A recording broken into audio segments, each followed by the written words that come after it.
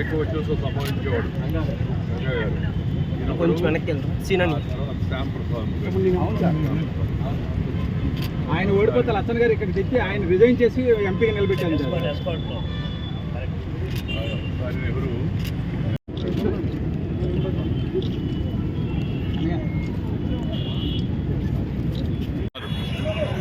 మేము చదువుకునేటప్పుడే విని ఆయన చూసి చాలా వరకు ప్రభావితమయ్యాం. పెద్దలు తెన్నేటి విశ్వనాథం గారు, గౌతు లచ్చన్న గారు వీళ్ళిద్దరూ విశాఖపట్నంలో ఉండడం వలన మేము అక్కడ చదువుతున్నప్పుడు వాళ్ళ గురించి విని ఆ తర్వాత వాళ్ళ వెళ్ళి కలిసి ఆ తర్వాత వాళ్ళిద్దరితో కలిసి జయాంధ్ర ఉద్యమంలో రాష్ట్ర వ్యాప్తంగా పర్యటించేటికి అవకాశం వచ్చింది. నేను రాజకీయాల్లోకి వచ్చిన తొలినాళ్లలో లచ్చన్న గారిని ఆయన గతంలో అసెంబ్లీలో ఏం మాట్లాడాడు, విశ్వనాథం గారు ఏం మాట్లాడారు ఇవన్నీ కూడా చదివి అసెంబ్లీకి వెళ్ళేవాళ్ళం. మా అదృష్టవశాత్తు నేను అసెంబ్లీలో ఉన్నప్పుడు కూడా లచ్చన్న గారు అసెంబ్లీలో ఉన్నారు. అందువల్ల వాళ్ళ సాహచర్యంలో అలా ఎదిగి రాజకీయాల్లో ముందుకు వచ్చేటికి అవకాశం లభించింది.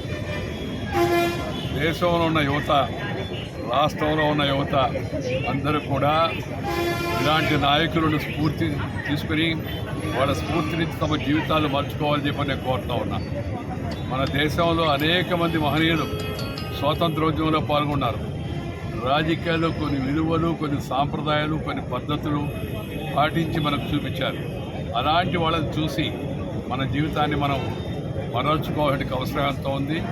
నీతి, నిజాయితీ, సిద్ధాంతం, ఆదర్శానికి ప్రాముఖ్యత ఇచ్చేట నాయకులను మనం గౌరవించుకోవాల్సిన అవసరం ఉంది.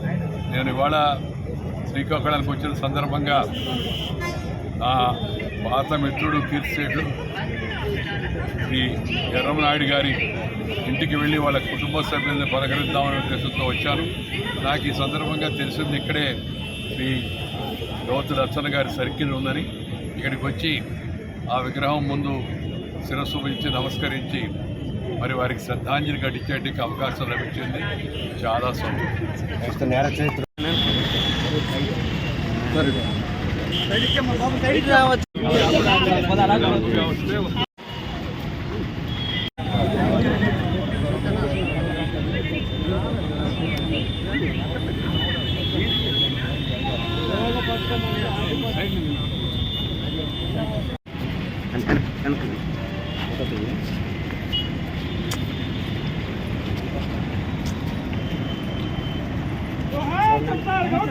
ఎవరు ఏకవచనంతో సంభవించేవాడు